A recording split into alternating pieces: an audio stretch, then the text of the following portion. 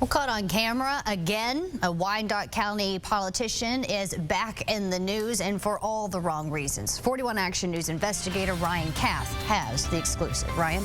Terrence Maddox has already been in trouble for his actions as an elected leader, but now we have new video evidence of the commish throwing around his title. In late January, Terrence Maddox walked into this downtown KCK gas station to let the cashier know he wasn't happy about a $20 charge on his debit card. And even more ticked off, he hadn't heard from the owner yet about getting a refund. Let me give you this message. Tell him the commissioner said, if he does not call me, I'm going to send his secretary down here to talk to him. And I'm going to require him to have a security guard overnight and not have to pay for it. Tell him that. If I repeat that to him, he's going to take it from me as a threat. He's going to pay a lot more out for his infraction. The owner wasn't there, but manager Julie White spoke with the cashier shortly after that encounter. He basically told her that if she didn't deliver that message, that she was going to regret it later on. White said it was obvious from day one who they were dealing with. Maddox made sure to write his title on the note. Every single time he came in, he made it a point to let everybody know that he is the commissioner. It's not the first time the commissioner's been on the hot seat. The 41 Action News investigators were the first to tell you about this temper tantrum at Legoland last summer. We later uncovered other problems, including this dash cam video where Maddox threatened another driver. You ever heard of the Black Mafia? In September, Maddox was the first UG official to receive a public censure. He even had to attend ethics training to learn how to properly use his title. Looks like it's time to go back to class. You know what the commissioner does? Over the phone, Maddox denied ever using his commissioner title or making threats at the gas station. Ryan Kath, Channel 41. But we got a copy of the video and showed up at City Hall. I need to get this on the record. Why are you using... Watch out, man. Come on, why are you using your commissioner title? Okay, time for Plan B. Why are you using your commissioner title to threaten people at a gas station? I don't know why he's still here. That didn't work either. Talk to somebody want to hear it. Maddox hid behind a wall until the meeting started. Afterward, we waited as others strolled out. And waited. Commissioner Ryan Kath at Channel 41, we're still standing out in the lobby at City Hall. Turned out Maddox was the only guy still sitting inside. We'll leave as soon as you take a few moments to talk to us. You just gonna leave without talking to you. It was finally time for show and tell. How do you explain this? But unlike the gas station, Maddox was at a loss for words. No comment. So we'll have to let the video speak for itself. If I call Cole and they'll shut the door down as a result. I'm telling you, I'm done playing games with you. I left a number, my money got taken. If he can't call me, I'm as a commissioner, as a government official. That's what I am. I don't know what you are, I don't know what he is. I spoke with the gas station owner on the phone. He told me the $20 charge on Maddox's card was refunded a couple weeks ago. But Mark and Jadian, he also told me he felt like it was his civic duty to file an ethics complaint because he's worried the commissioner might be throwing around his title with other small business owners in KCK. Housing deeds somehow signed by dead people and homeowners who had no idea until we broke the news to them. A 41 Action News investigation uncovered a real estate fraud scheme in February and kept digging on this story. And as investigator Ryan Kath reveals, the trail of dirty deeds keeps growing. And Krista, this crime is shockingly easy, and we found there's very little to keep it from happening to you. This is the deed that I had right here. We met Stanley and Evelyn Ho in front of the South Kansas City home they bought 25 years ago and asked them about the property they used to own. Their response, what do you mean used to own? Is that your signature? No. Is it even close? No. I don't write like that. That's terrible. They didn't even spell my name right. They were looking at this deed, a document they'd supposedly signed in April of 2012, transferring their home to a complete stranger. I'm so dumbfounded. I don't know what to say. The Johnson County couple has held on to the rental property in hopes the neighborhood near the old Bannister Mall will eventually make a turnaround. Evelyn paid $1,800 of property taxes this year, and Stanley had just mowed the lawn one day before we showed up. I can never dream anything like this will happen. That's all. It's amazing. So these are the deeds I was talking to you on the phone about. And like homeowners, notaries are just as amazed to see their names on the documents. Never heard of them. Never heard of the addresses. Car salesman Larry Schindler couldn't figure out how his notary stamp and signature ended up on 3 real estate deeds. I certainly didn't do this, and it don't make me feel very good either. After our original investigation, 41 Action News connected a new web of questionable deeds. One has the signature of a man who died in 1988. Another, the forgery of a home owned by the federal government. And we also contacted the owner of this house on 42nd Street. It sucked. It was just not, it was not good. I say you get that sort of pit in your stomach that drops, and you don't know what to do. You feel helpless. Dan Gray, who lives in California and invests in several Kansas City properties, says he spent thousands of dollars in legal fees to fix the damage caused by one forged signature. It is shameful how easy it is. I don't want to scare people, but I think reports like yours help alert people of schemes like this that are occurring. Bob Kelly has been director of Jackson County's Recorder of Deeds office for the past decade. And this might surprise you. He agrees it's an easy crime to pull off. Did you sign this woman's name on this deed? For instance, even after we exposed the man at the center of a different scheme in February, we later found surveillance video of him at the Jackson County Courthouse transferring more questionable deeds. I hear, why aren't they doing anything to stop this? What's your reaction to that? Everything that we do is statutorily defined. Kelly says the responsibilities of his office are spelled out by lawmakers in Jeff City. If a deed has the required information and is notarized, they collect a fee and make it public record. And that's the way it's been laid out, right? I mean, you guys are not investigators. It would be ideal if we could do all those things. If we were lawyers, we could check the legality of a document. If we were police investigators and had the training to check the authenticity of a signature. Which brings us back to Stanley and Evelyn. I'm really thankful that you called me. An investigator might have noticed the person who supposedly notarized this deed didn't even become a notary until 6 months later, an obvious forgery of his stamp and signature. But instead, like so many other red flags we found, it flew under the radar. The couple was so upset, they went straight to the Jackson County Sheriff's Office to file a complaint. I said to myself, this is America. How could this happen?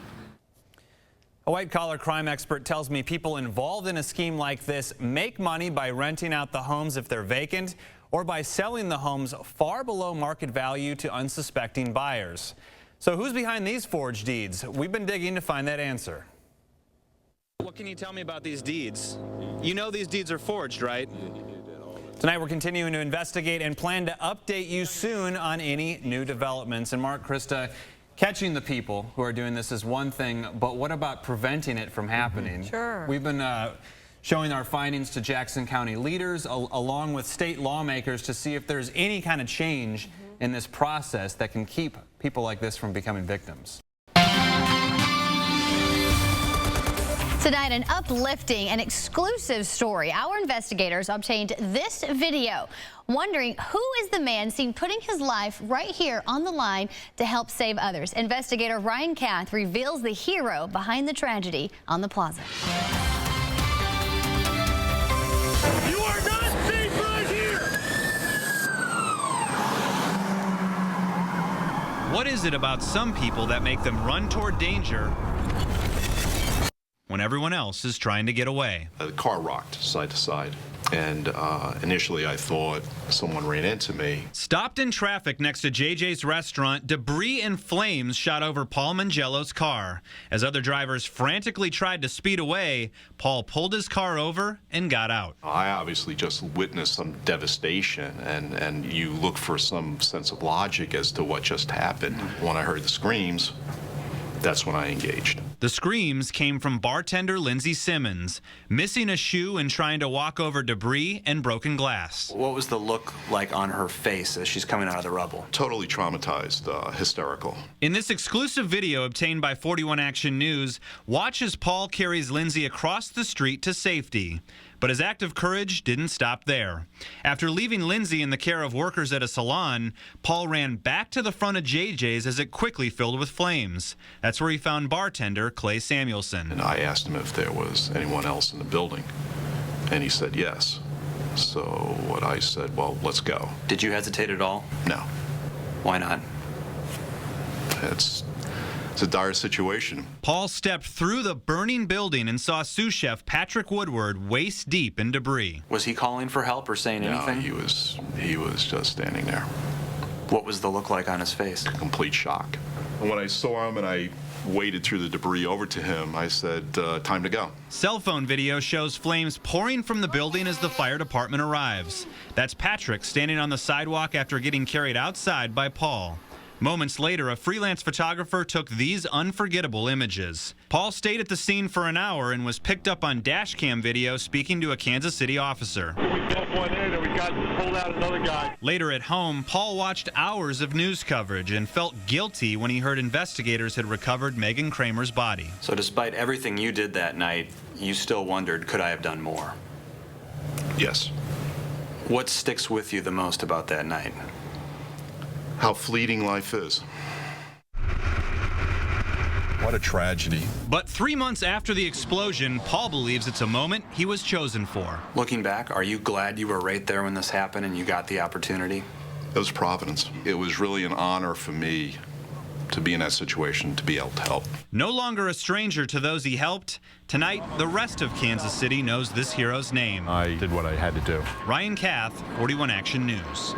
What an amazing story. Now, employee Lindsay Simmons provided a statement to 41 expressing her gratitude toward Paul, saying in part, for a complete stranger to come running towards such a dangerous, horrific scene was remarkable.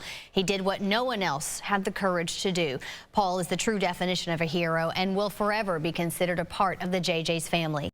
Security cameras inside some Kansas City schools are broken and not being fixed, and your child's safety could be at stake. And investigator Ryan Kath reveals the problems he's uncovered and what's being done about it. Most schools around Kansas City have security cameras like this. They're supposed to keep an eye on your kids, but in our exclusive investigation, we discovered cameras that could have helped solve a crime were not working, and they hadn't been for weeks.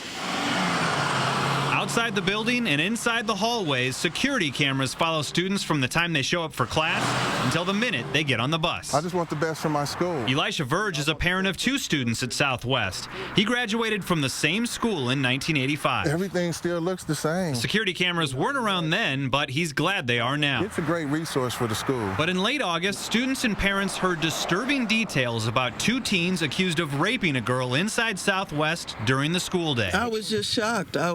And I just hoped it wasn't true. Shortly after the reported sexual attack, the 41 Action News investigators learned some of Southwest's security cameras weren't working that day, meaning police could not recover a potential key piece of evidence. Just 2 years ago, the district hired ACS to install surveillance systems at Southwest and 5 other high schools. The price tag? About $1 million. It's disappointing.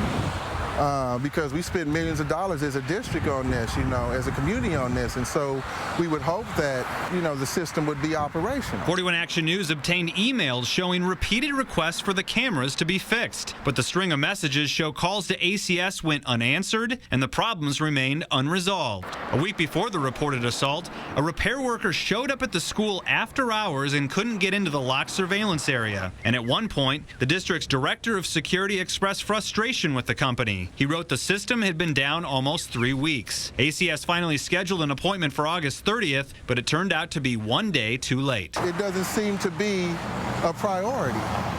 We'll get to you when we can. Well, our children need you here today. That young lady who was assaulted, she needed you that day. Superintendent Stephen Green says he heard about the communication breakdown when the district investigated the sexual assault. And what was your reaction when you learned about that? Very much disturbing concern. The 41 Action News investigators discovered other problems with security cameras around the district. This spring, again at Southwest, a group of cameras was down for a month. At Paseo, students started the current school year with more than a dozen cameras out of commission for weeks. And at East, 11 cameras are waiting for a reboot after a construction project damaged them. We checked with several other districts who reported no problems working with ACS. Is it fair to expect that they should be working better? I think it's reasonable to want to see improvement. Green says district leaders and ACS sat down recently for what he described as a real talk, where both sides discussed strategies for improvement. They know very well my expectations, and what I want are as much as one can have guarantees and assurances that we will not revisit this. ACS President Robert Harper told me his company made several suggestions on how to streamline communication. He also recommended speeding up the district's approval process to get problems fixed faster. Our children deserve better. Just like the cameras, parents like Elisha Verge will be watching. We need those cameras up for their protection. Back live at Southwest tonight, it's important to point out there's absolutely no evidence to suggest that students knew the cameras in that section of the building were not working that day. However, moving forward, the superintendent says there will be changes. For one, regular audits of the surveillance system to make sure everything's working. Also, a dedicated field worker from ACS to also keep an eye on things. And we'll see how those changes are going over very quickly. School board members will vote on whether or not to renew the contract with ACS at the end of this month. You've heard about the controversy surrounding $15,000 of your money for an event with a world-famous boxer that never happened. But tonight, the story you haven't heard, uncovered during a 41 Action News investigation. Investigator Kath has been digging for months and is here now with this exclusive. The woman you're about to hear from has a story about taxpayer money and a councilman sexting scandal. And it's a story she shared with the FBI.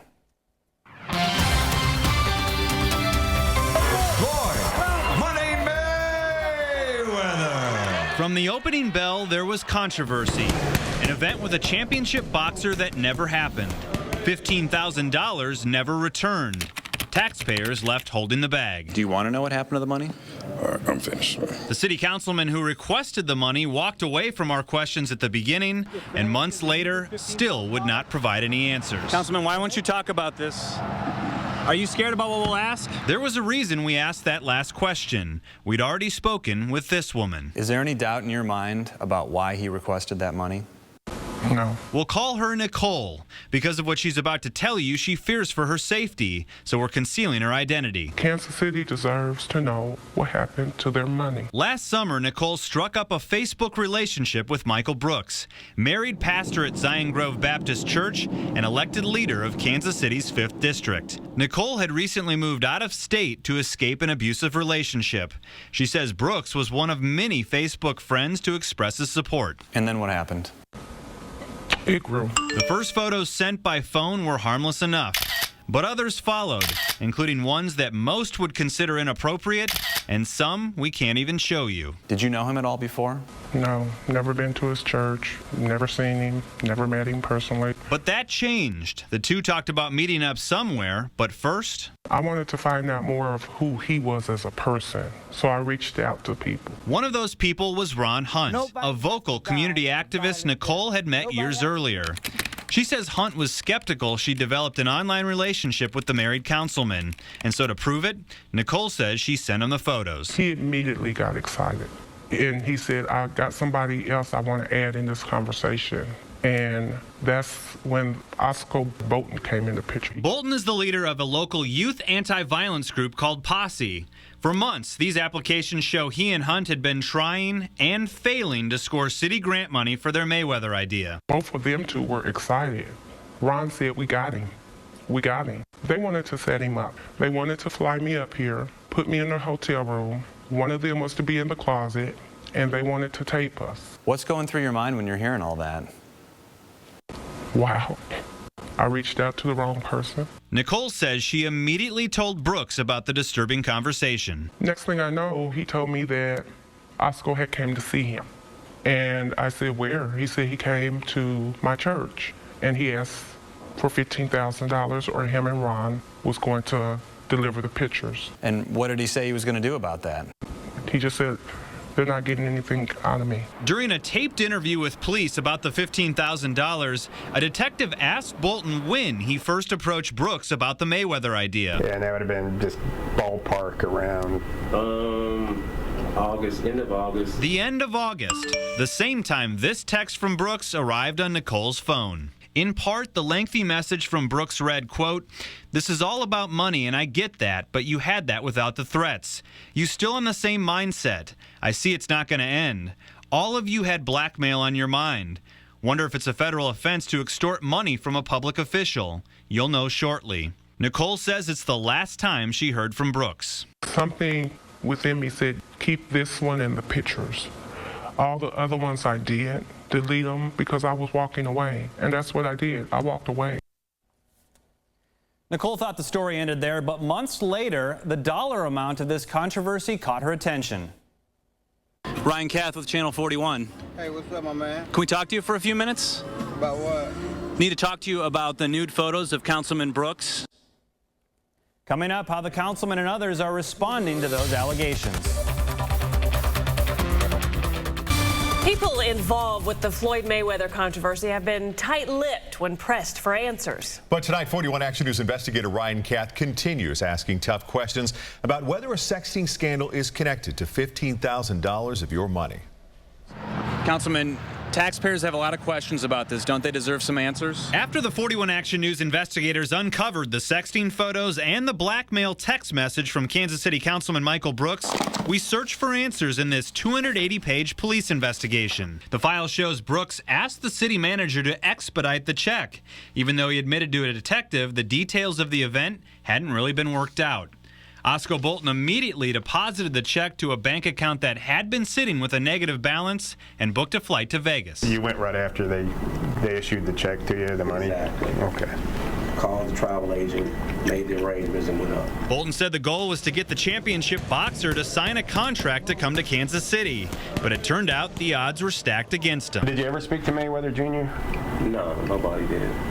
That'd been the hardest thing in the world to do. So why would Brooks request money for an event that was such a long shot? When repeated calls and emails went unreturned, I approached Councilman Brooks at City Hall. Can we talk for a few minutes? To see if he would agree to sit down and discuss some of the allegations we'd heard. But he wouldn't listen or even take a letter from me that included more details. Councilman, you just take this, sir? We also discovered this invoice in the police file from Ron Hunt's organization. Remember, he's the person who Nicole says she shared the sexting photos with. Why is it important? Not only does it show Hunt flew to Vegas using city money, but also charged a consulting fee. Armed with this new information, a 41 Action News producer tried to get Brooks' attention at City Hall. We've spoken with the woman. We're just trying to be fair in order to make sure all parties are heard.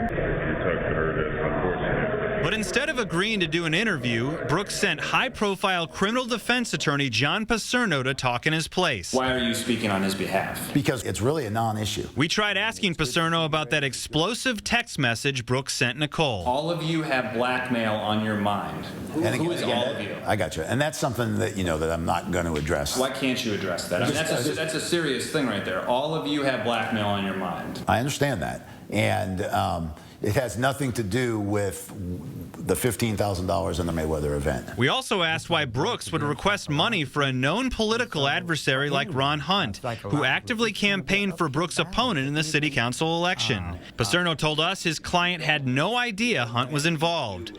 But emails the 41 Action News investigators obtained show otherwise. In early October, Brooks met with the city manager to discuss Ron Hunt's proposal. A few weeks later, Brooks met with Hunt at a restaurant. And the next day, Hunt emailed this invoice to Brooks' assistant for the $15,000 check. Did the organizers of this event ever tell Councilman Brooks that they had embarrassing photos of him? I don't have any comment about what some third party may or may not have told Mr. Brooks. I mean, that's the big question. Did they ever tell Councilman Brooks, we have embarrassing photos of you? There's nothing to do with the issuance of the $15,000. You're saying it has nothing to do with it. Yeah, I'm saying there's no issue. Did they tell him that? I don't know what they told him. So we tried to ask them.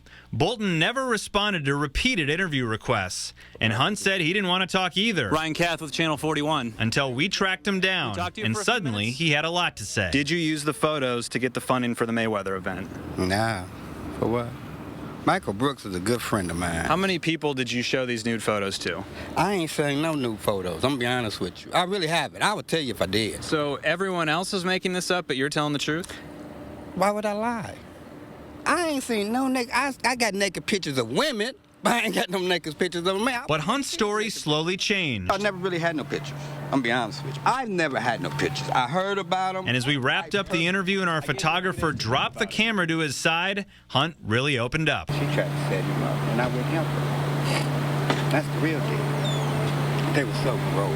And you know what? He didn't do nothing to I ain't did to send pictures of him. Okay, so you know about it. Yeah. She contacted you. I told her how I felt about it. I said, give me all you got. What do you got? She gave me all this Hey, Brooks, come on. This is what this is. I gave him all to him. Sure did. So you showed him? I sure did. Damn right I did. But you'll never see me say that. Maybe not. but we definitely heard it. If I know the truth needs to be told. Despite the risk, Nicole says it's too important not to come forward. Why are you sharing this story? Kansas City deserves to know what happened to their money. Wrong is wrong, Ryan. Wrong is wrong. Remember, the Jackson County prosecutor declined to file charges in this case, but that police investigation didn't uncover the photos or the text messages. If there was any evidence of something like blackmail, it would be a federal case. And as we've said, Nicole shared all of this with the FBI. We spoke with a former agent who weighed in on the details from our report. If you're in a position of trust, you're in a high-profile position, you do not send out compromising pictures of yourself. You have to believe or understand it's going to be used against you. So even though we may look at this as an aberration, we may look at this as sophomoric behavior, the fact of the matter is it shows poor discretion. And I wouldn't want my leaders showing that kind of outright poor discretion in their duties.